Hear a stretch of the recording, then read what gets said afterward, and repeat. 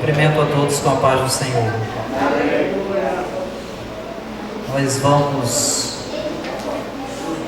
meditar um pouco nesta lição que tem preciosas bênçãos para a vida cristã.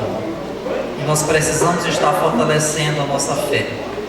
Estamos passando por tempos difíceis, mas Deus é maior e sabe de todas as coisas. Amém? Eu vou resumir e ler alguns pontos principais, tá? Porque não vai dar para ler todos os tópicos. Mas nós iremos nos alimentar nesta manhã do pão vivo que desceu do céu, que é a palavra do Senhor. Glória a Deus.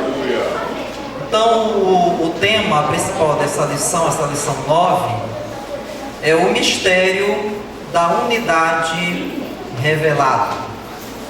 O mistério da unidade revelada. Vamos ver o significado dessa palavra, qual é a relação que tem esse mistério que o apóstolo Paulo falou lá aos Efésios com a igreja, e qual é a missão da igreja, uma vez que esse mistério fora revelado.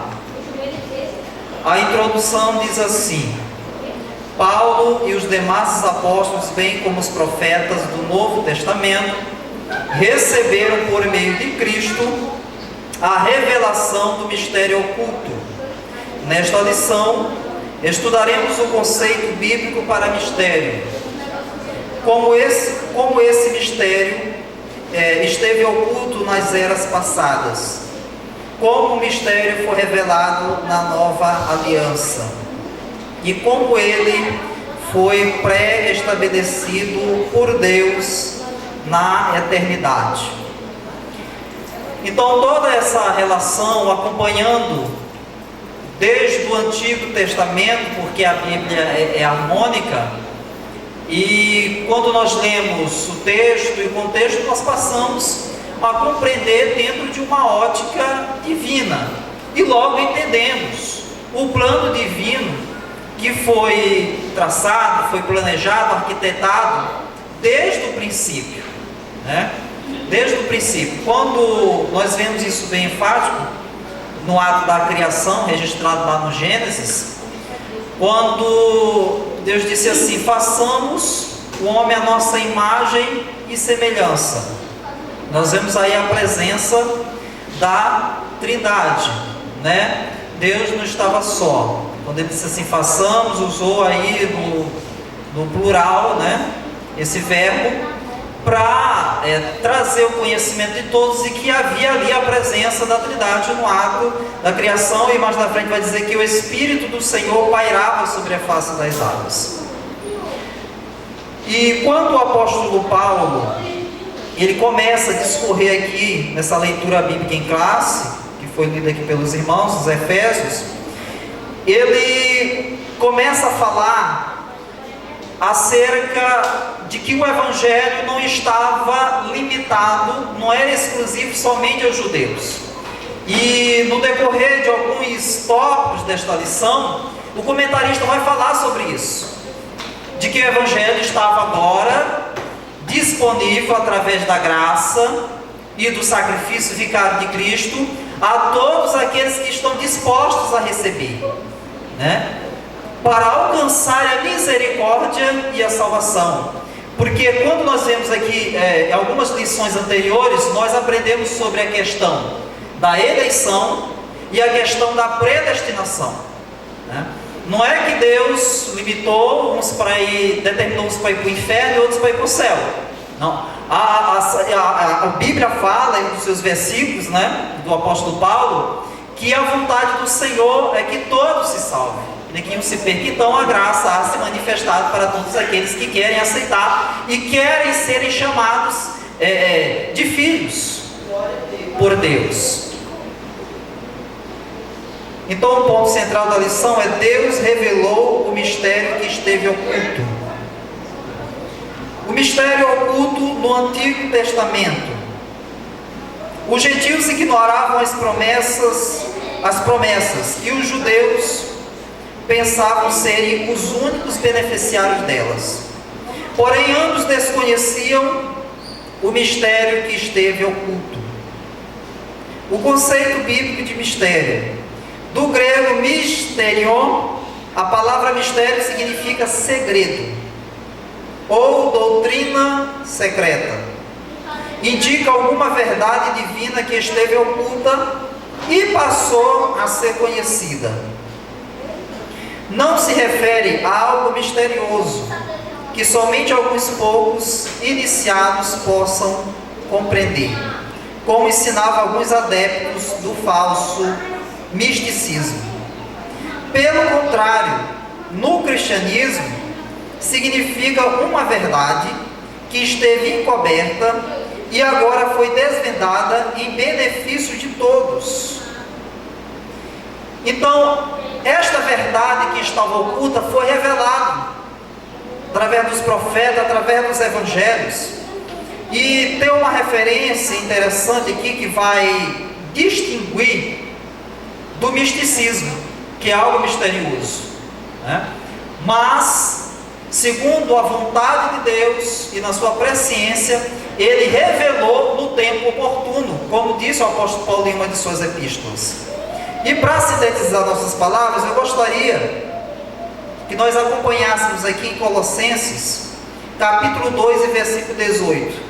Gostaria que alguém me ajudasse aí, quem achar primeiro pode se manifestar. Colossenses, capítulo 2 e versículo 18. Nós vamos prender e firmar isso no nosso coração, como se deu esse mistério revelado para a igreja.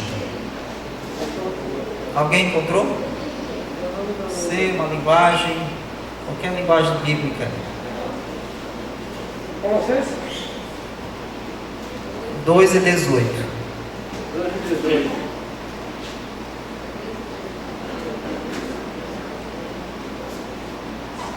E ele é a cabeça, o corpo da igreja, e o princípio e o primogênito dentre os mortos, para que em tudo tenha a presciência. Presciência. Colossenses capítulo 2, versículo 18. Não, não é esse não. Colossenses capítulo 2 e versículo 18. Certo. Então vai. Ninguém vos domine o seu bel prazer, com pretexto de humildade, o que oculto dos anjos, metendo-se em coisas que não viu, estando debalde, inchado na sua carnal compreensão. Carnal compreensão é uma das palavras-chave desse versículo, viu? Não podemos revelar aquilo que nós não sabemos, aquilo que está oculto numa carnal, ou seja, do homem, uma revelação humana. Mas o que for revelado aqui é algo divino. Então, alguns irmãos lá da igreja de Colossos, umas pessoas de lá, né, estavam dando ouvidos a fábulas humanas, a mistério, ao misticismo, como é que está dizendo, e não estavam atentando para a verdadeira revelação, que era a palavra do Senhor. A preocupação do apóstolo Paulo a ensinar por onde ele passava é notório, para que esses irmãos ficassem direcionados à verdadeira revelação do céu, que era do Evangelho de Jesus Cristo. Item 2. O desconhecimento do mistério. Para compreender em que sentido o mistério esteve oculto, desde outras gerações, é preciso pôr em foco o advérbio, como que aparece no texto, com valor circunstancial. Noutros séculos não foi manifestado. Como agora. A expressão como indica que no Antigo Testamento esse mistério não foi dado a conhecer tão claramente como agora o foi desvendado pelo Espírito. Isso não quer dizer que antes da nova aliança ninguém tomara conhecimento acerca desse mistério. Ou seja, a bênção de que os gentios também participariam. Já disse antes que, depois de Jesus Cristo, o apóstolo Paulo, antes chamado de Saulo, né, ele ficou conhecido como o apóstolo da nação gentílica, porque foi o exímio evangelizador desse povo.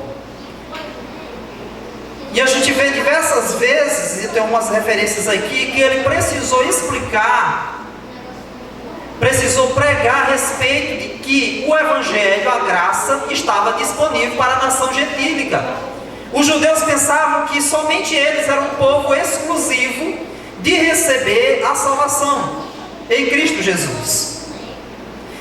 Nós somos frutos dessa obra vicária, que através deste evangelho, lançado por Paulo, essa semente começou a germinar. Foi para os irmãos da igreja primitiva e chegou até a nós.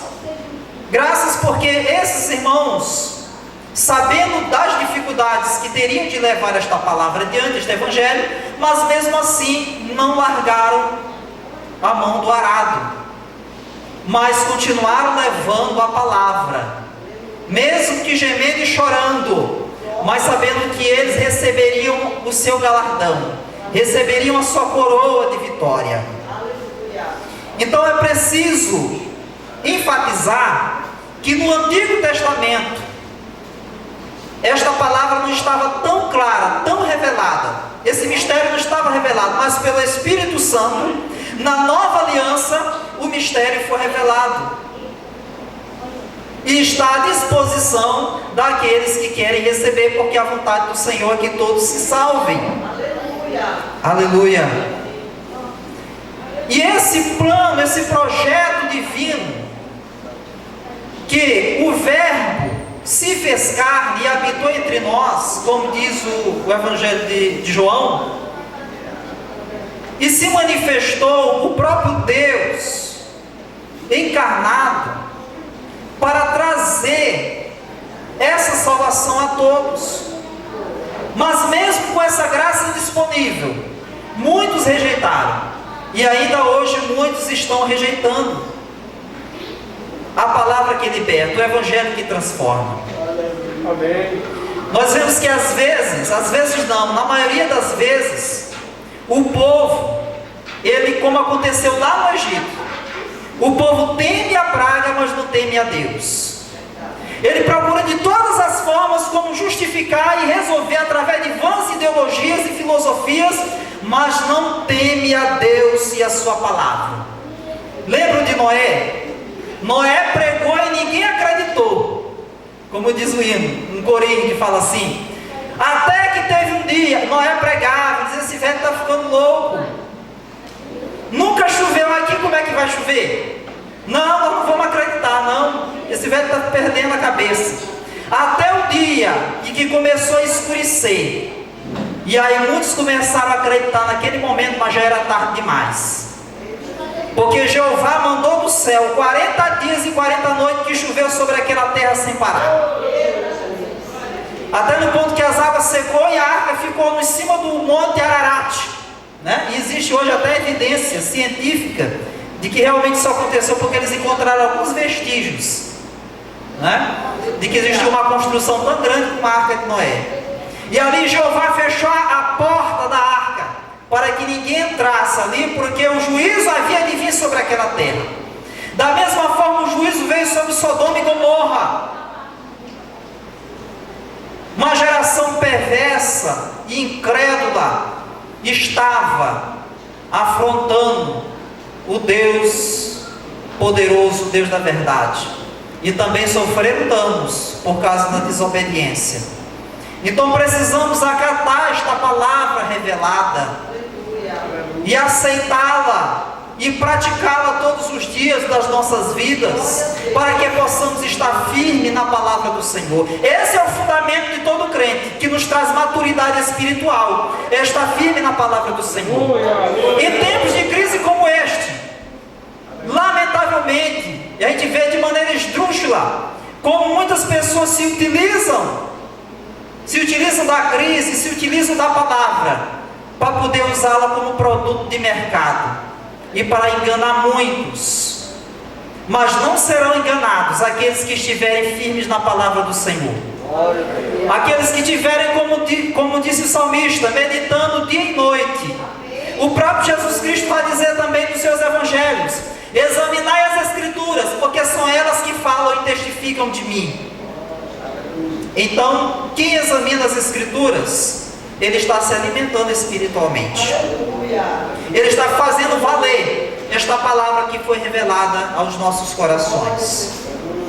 Então Jesus, ele quebrou aqui paradigmas do misticismo.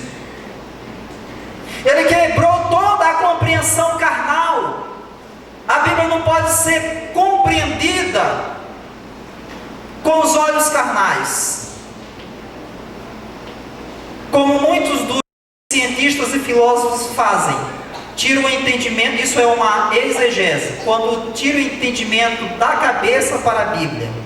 E não pode ser assim, tem que ser uma exegese, que é uma interpretação lógica da Bíblia para a nossa mente, porque é dela, através dela, da compreensão do texto, que nós possamos a entender esse contexto melhor e aí a praticar a palavra. A Bíblia, ela é um espelho. Nela nós enxergamos as nossas imperfeições. E quando lemos determinado texto, nós vemos falhas em nossas vidas, onde é que precisamos consertar, onde é que precisamos melhorar, onde é que precisamos descer mais, onde é que precisamos corrigir, onde é que precisamos pôr limites. Tudo isso a Bíblia nos ensina, porque ela é o pão vivo que desceu do céu. Ela é o alimento diário que nutre a vida espiritual do crente. E quando diz assim que aquele que vê nas palavras rios fluirão, aleluia, de vida, de fonte inesgotável de vida. Aqui está a inerrante e a infalível palavra do Senhor. Nelas nós não encontramos erro, né? Mas nós encontramos fonte de água viva para as nossas vidas, que nós bebemos e nos alimentamos desta palavra. Segundo tópico, o mistério revelado no Novo Testamento.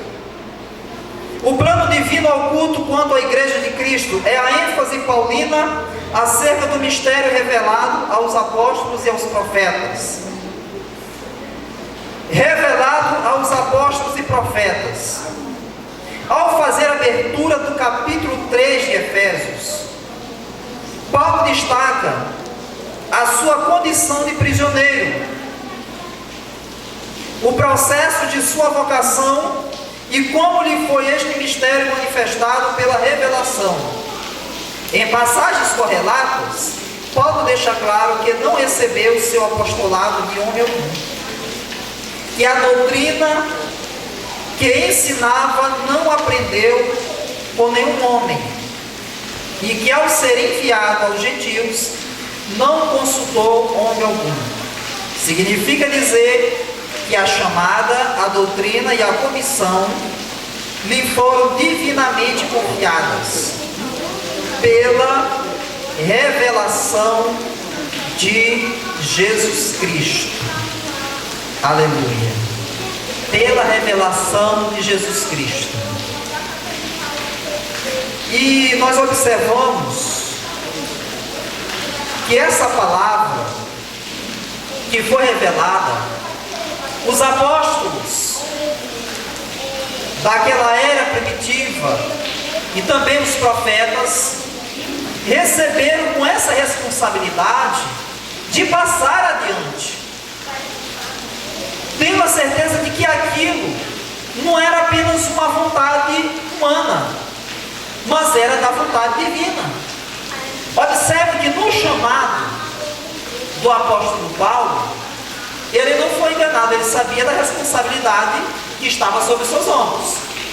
Quando Jesus Cristo teve encontro pessoalmente com ele, e ele estava a caminho de Damasco, ainda respirando ameaças contra a perseguição da igreja, ele disse: Saulo, Saulo, por que me persegues?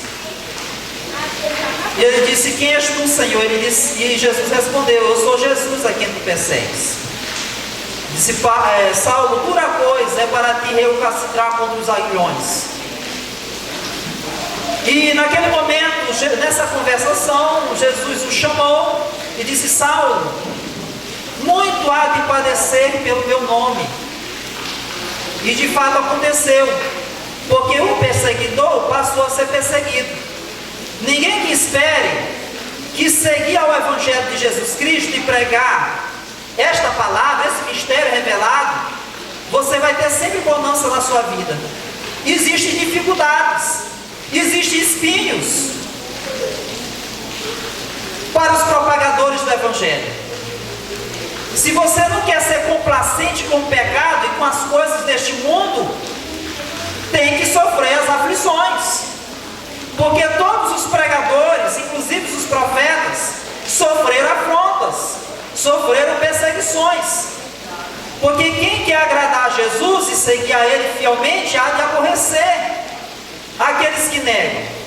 E você vai ver que em todos os âmbitos da sociedade, nas escolas, nas universidades, até mesmo na vizinhança, por você pregar o Evangelho e mostrar a verdade, às vezes você é caluniado, às vezes você é mal interpretado. Mas estas coisas não podem nos abalar, porque também temos que estar cientes, assim como o apóstolo Paulo esteve, de que iremos de sofrer essas confrontações. E isto é necessário porque o Evangelho não pode parar. A pregação do Evangelho não pode parar. A marcha da igreja não pode parar. Nós temos que continuar anunciando, continuar fortalecendo as pessoas. Porque por muitos que estão rejeitando, muitos que estão dando as costas, mas há muitos que estão sedentos por essa palavra. E aquele crente que leva esta palavra, nele está um evangelho de conforto, um evangelho de restauração, um evangelho que traz paz, que traz alegria para a vida daquele que recebe. Principalmente em tempos de crise, que muitos estão desesperados, não têm a solução. As próprias autoridades, tanto sanitárias como políticas, estão atordoadas, não têm um senso comum, não tem uma solução para o problema, divergem em opiniões e soluções, mas a igreja tem a palavra de conforto e a solução para aqueles que querem receber. Aleluia! E é nesses tempos que a igreja tem que ser um baluarte forte, tem que continuar sendo a coluna e a firmeza da verdade. E eu não estou dizendo aqui me limitando em 4 paredes, mas em todos os lugares, em todos os segmentos da sociedade, a igreja tem que continuar sendo coluna e firmeza da verdade, pregando esta palavra em tempo e fora de tempo.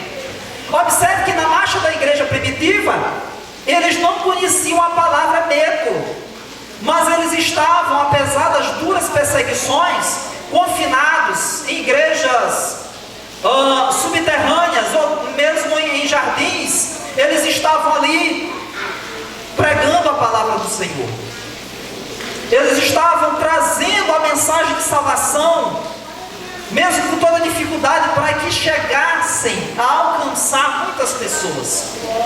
E hoje nós somos a semente daqueles que derramaram o seu sangue, pregando a palavra, nas arenas, devorado pelos leões, no Coliseu de Roma, e dentre outros templos e lugares que serviram de sacrifício, que serviram, na verdade, de afrontas ao cristianismo, mas graças a Deus que o cristianismo sobreviveu e estar aqui vivo para continuar pregando a palavra que transforma o homem velho em uma nova criatura.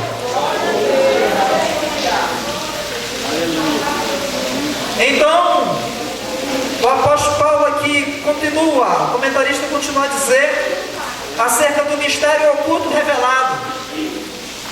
Em termos gerais, o mistério revelado é a igreja. Essa revelação começa pela declaração de que o Pai idealizou tudo desde sempre, e prossegue com a execução da obra de Cristo, e também com a criação de uma nova humanidade, como também a união dos judeus de judeus e gentios, como família de Deus e corpo de Cristo, e a comunicação dessas verdades aos santos apóstolos e profetas. Por fim, o anúncio dessas dádivas do mistério revelado recai sobre a responsabilidade da igreja, para que a multiforme sabedoria de Deus se torne conhecida. Significa que a própria igreja é a principal agência divina de divulgação desse mistério, a fim de unir todos os homens em um só povo por meio de Cristo. Se tem um ser que mais se preocupa, eu digo se preocupar no sentido lógico, e que busca e que prega sobre a unidade, sobre o combate, a acepção de pessoas, é o nosso Deus. Com Ele não há diferença de classes. Com Ele não há branco, não há preto, não há ninguém melhor do que o outro. Não há rico, não há pobre. Todos são iguais perante a Deus. Agora existe uma ideologia nefasta chamado comunismo, que prega que na verdade é uma ideologia satânica, porque ela odeia o Evangelho de Cristo. Ela combate em suas raízes, que tem como seu principal defensor Karl Marx. São os marxistas, que é muito ensinado nas universidades. Então esse comunismo prega com a desculpa de trazer igualdade social.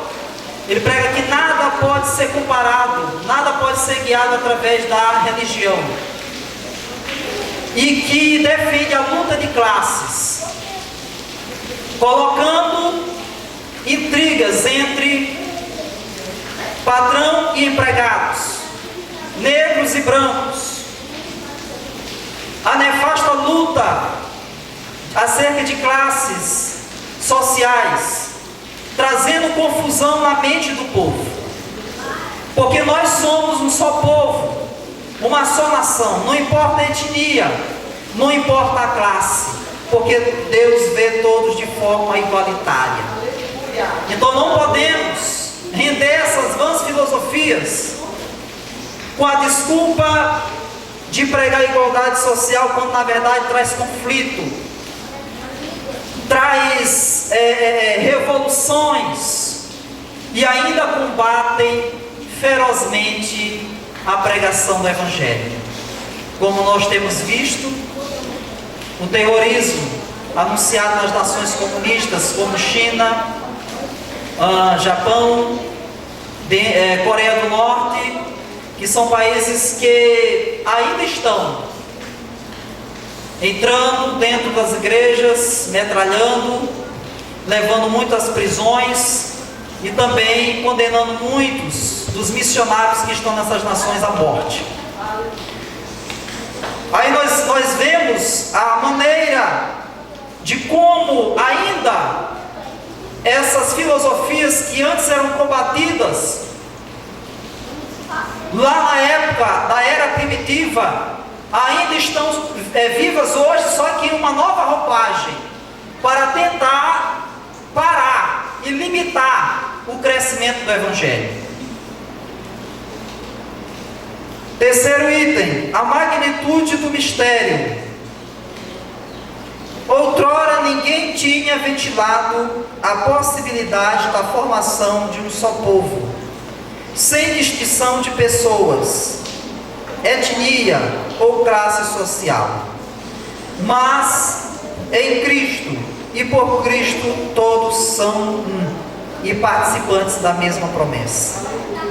Até mesmo alguns líderes da primitiva igreja demoraram a entender esse mistério, onde todos são aceitos em Cristo.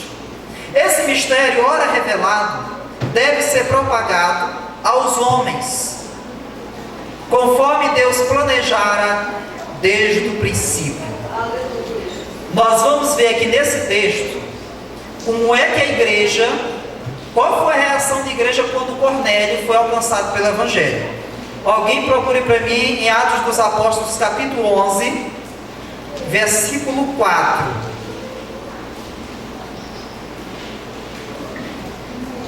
Versículo 4.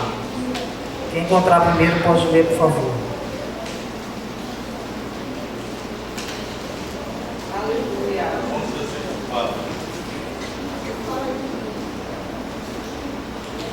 Sim, pode ler.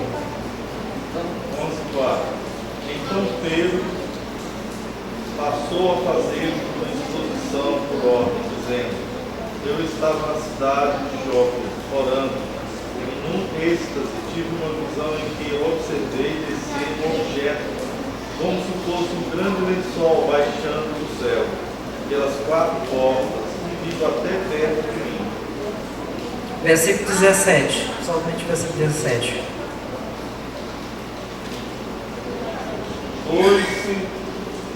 Pois, se Deus lhes concedeu o mesmo dom que a nós, outorgou quando cremos no Senhor Jesus, quem era eu para que pudesse resistir a Deus? Quem era eu para que pudesse resistir a Deus? Observe que existia uma resistência nessa igreja, e o apóstolo Pedro, ele teve que se manifestar, né, nesse período, falando a respeito da defesa de que o Evangelho não estava limitado somente aos judeus, porque eles estavam com resistência por Cornélio, né, Cornélio e a família dele serem gentios. Então, ali Pedro começa a discorrer e falar acerca daquela visão de um grande lenço branco que tinha os animais quadrúpedes, que na revelação o homem diz assim: mata e come.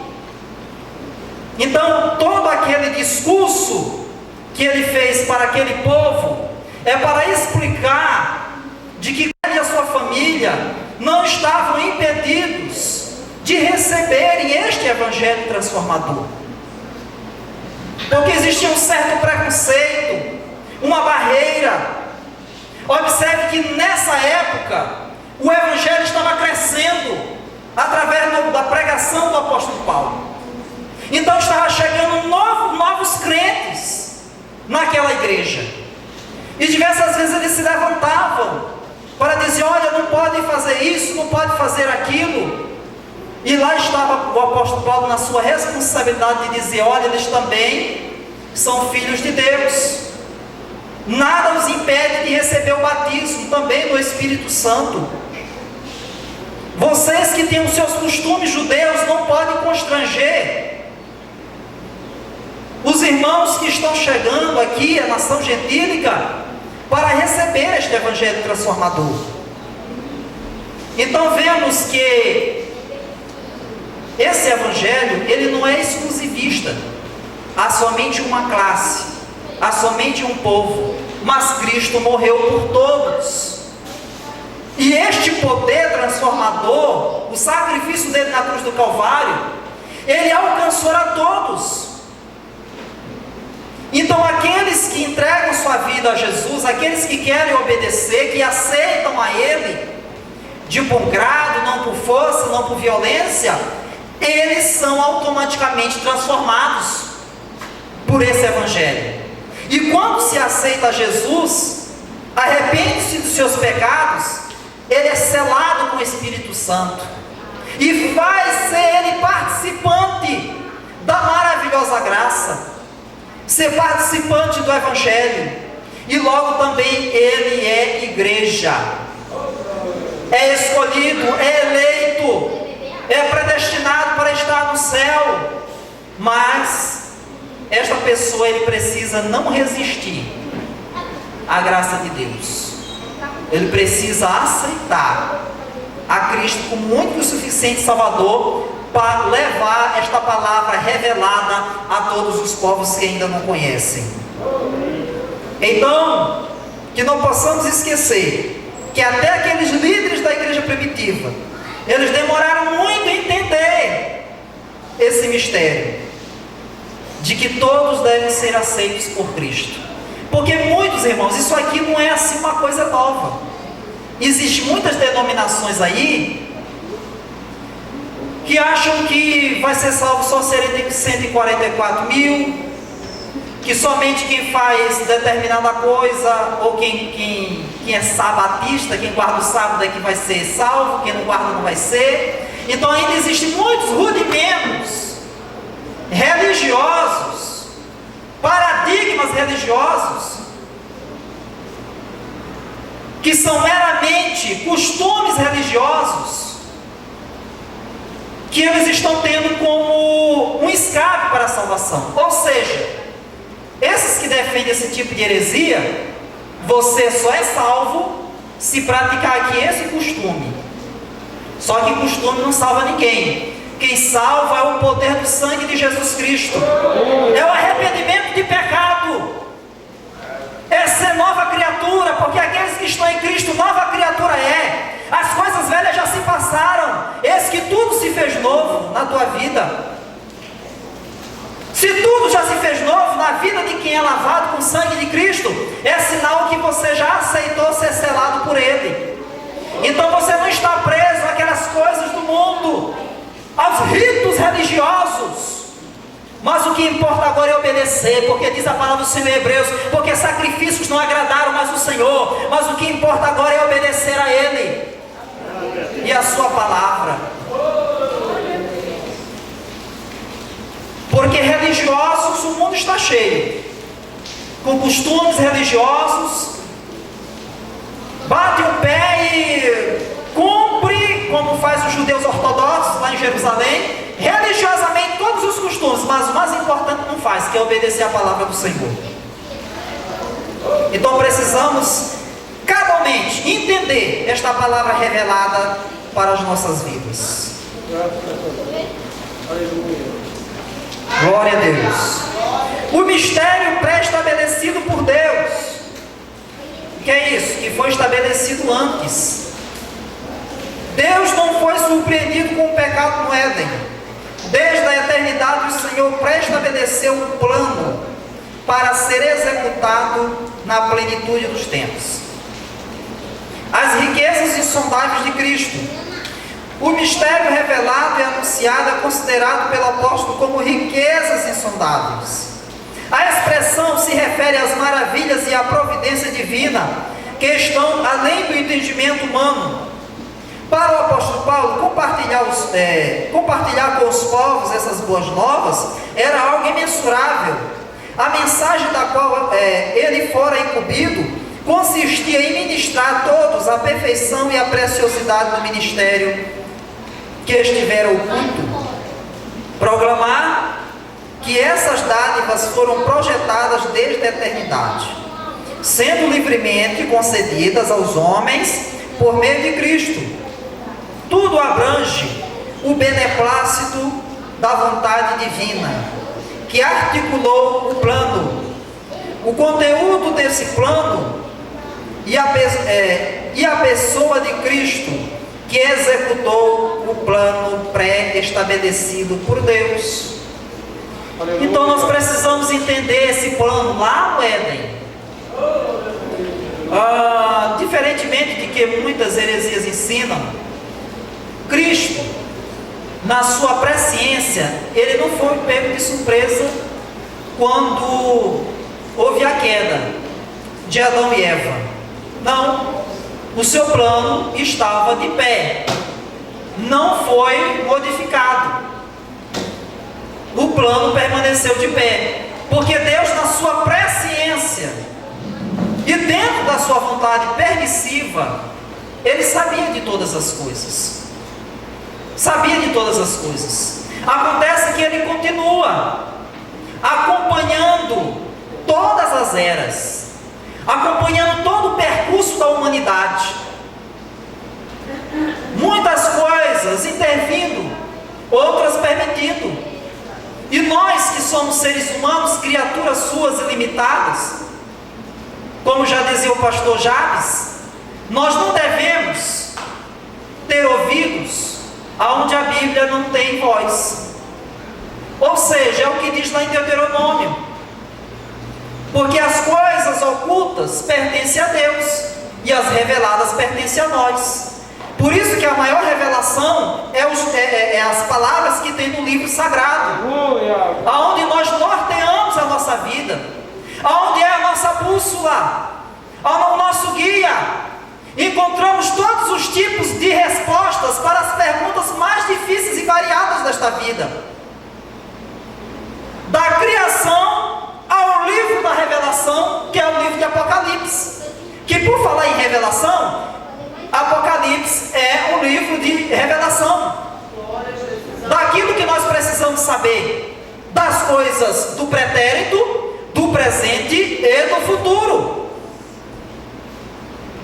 Nada podemos emendar, acrescentar ou diminuir do que está escrito aqui na palavra de Deus. Aleluia. Em tempos modernos, não são muitos falsos profetas, falsos pastores, que estão emendando, que estão inventando, que estão deturpando e trazendo novos sentidos, novos significados a textos bíblicos, para tentar justificar as suas vãs heresias para interesses próprios, interesses mesquinhos, a juntar tesouros na terra, e fazem de tudo, vendem o que podem, mercantilizam o Evangelho para tentar justificar os seus interesses próprios e mesquinhos. Mas, em todos os tempos, nós não podemos nos apartar desta palavra e analisar tudo que está conforme. Louvado seja o nome do Senhor. Precisamos estar muito atentos do que está se levantando nos últimos tempos, porque nós não somos massa de manobra, irmãos. Nós somos alicerçados na palavra. Nós não somos jogados como folha ao vento, que para onde sopra ele vai. Mas nós somos edificados na rocha que é Cristo. Nós somos solidificados por Ele, porque dele nós nos alimentamos todos os dias. E por isso não podemos fraquejar, não podemos tosquenejar para qualquer tipo de modismos e heresias que estão surgindo e que posteriormente ainda vão surgir muito neste mundo, até que Cristo volte para buscar a sua igreja. Então continue sendo essa palavra revelada que Deus deu para os nossos corações. Então o plano foi pré-estabelecido, e esse plano ele se executou na cruz do Calvário. Fizeram de tudo para que esse plano fosse frustrado, mas de Deus ninguém tenta, porque Deus, Ele é soberano e cumpre as suas promessas. Aleluia, que assim Ele desejar. O plano divinamente pré-estabelecido. O plano divino não surgiu pelo advento do pecado de Adão. Deus não foi apanhado de surpresa. Ao contrário, Ele sempre esteve no controle e já tinha um plano de salvação pré-estabelecido desde a eternidade. Essa verdade nos ensina que por trás de todo o evento da história existe um propósito eterno em andamento. Deus é soberano e controla todas as eras, tempos e circunstâncias. Nesse eterno propósito, no tempo previamente determinado, o mistério da igreja foi executado em Cristo, no qual temos ousadia e acesso com confiança pela nossa fé nele. Aleluia. Não podemos deixar que essa fé seja abalada, mas temos que alimentar esta fé, temos que estar cultivando os verdadeiros frutos da fé, porque sabemos que Deus está no controle da humanidade. Existem muitos ideologistas e filósofos, como a filosofia gramscista, que diz que Deus foi o autor da criação, mas que depois da criação, depois do percurso bíblico, Ele morreu. e não está mais controlando a humanidade. Mas nós que conhecemos a veracidade bíblica, nós reconhecemos que Deus não está morto, mas está vivo, e muito vivo. Porque dentro das circunstâncias e acontecimentos, Ele está acompanhando e está permitindo dentro da sua vontade soberana e vontade permissiva. Aleluia! Mas que diante de inúmeros testemunhos, tanto dos tempos antigos como dos tempos modernos, nós vemos a sua ação, nós vemos o seu poder, através de muitas curas, de milagres e maravilhas que o Senhor tem operado através da sua ação poderosa na igreja, através de muitos homens e mulheres também, que o Senhor tem levantado para serem vozes proféticas nesta terra, para serem missionários, e Deus tem dado escape a esses pregadores, a esses missionários, muitos deles, para que os desígnios e a mensagem do Evangelho possa alcançar muitos povos. Aleluia! Aleluia! Então, o plano divino, ele permaneceu intacto, mesmo depois da queda. E através do seu sacrifício vicário, do seu Filho, Jesus Cristo, derramando a sua última gota de sangue, ali no Monte Caveira, no Gólgota, aonde ele bradou dizendo: Pai, está consumado. E a partir daquele momento houve uma mudança. O véu que separava já não separava mais. Houve uma nova dispensação, a dispensação da graça, onde todos passaram a ter um livre acesso. O que existia antes no tabernáculo, a consulta, os sacrifícios diariamente que aconteciam através do sangue de animais, não serviram mais, porque Ele fez um sacrifício único pela humanidade, para que todos aqueles que nele creem não pereçam, mas tenham a vida eterna. E o mundo perece por não conhecer essa verdade, e o mundo sofre as dores de parto e as aflições por não aceitarem e serem ignorantes, perversos, cruéis, zombam, temem o mal, mas não temem a Deus. Estão repetindo os erros que aconteceram no passado, mas a palavra de Deus aí continua de pé, a palavra de Deus aí continua firme, para aqueles que querem receber e serão transformados por ela. A conclusão: o mistério da igreja esteve oculto nas gerações passadas. No tempo estipulado, Deus revelou o seu eterno propósito aos apóstolos e aos profetas. Judeus e gentios estavam inseridos nesse mistério idealizado por Deus. Tal mistério, agora revelado, deve ser anunciado pela própria igreja, conforme os desígnios divinamente pré-estabelecidos desde a eternidade. Então, no tempo certo, esta palavra foi revelada. Graças a Deus. E agora, a missão está com a igreja, que ela é a fonte que vai levando esta palavra adiante, mesmo com as dificuldades, mesmo com as barreiras impostas, mas nós precisamos levar essa palavra até que Cristo volte para buscar a sua igreja, redimir a sua igreja. Aleluia.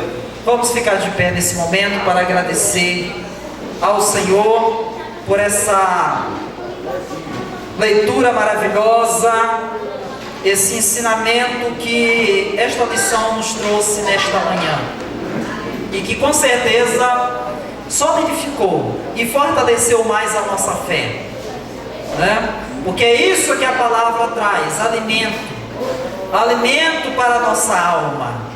Louvado seja o nome do Senhor, nosso Deus, nosso Pai. Criador dos céus e da terra.